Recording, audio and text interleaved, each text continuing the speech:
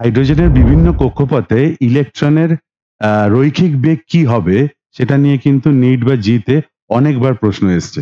আসলে দেখে নেওয়া যাক এই কোশ্চেনে কি বলেছে। বলছে what is the velocity of the electron in the second orbital of hydrogen atom.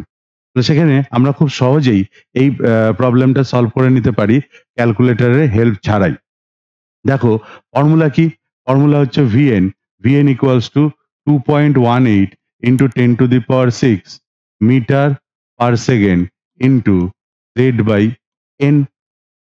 এখানে বলেছে যে হাইড্রোজেন অ্যাটম, তো হাইড্রোজেন অ্যাটম যদি বলে তাহলে অবশ্যই জেড এর ভ্যালু ইকুয়ালস টু 1, জেড এর ভ্যালু ইকুয়ালস টু 1। আর সেকেন্ড অরবিটাল বলেছে, সেকেন্ড অরবিট বলেছে, তাহলে দ্বিতীয় বোর কক্ষ যদি হয় তাহলে n এর ভ্যালু 2। তাহলে 2 দিয়ে 2.18 কে যদি আমরা ডিভাইড করি তাহলে কি পাবো? 1.09 into 10 to the power 6 metre per second. Option C আমাদের কারেক্ট অ্যান্সার।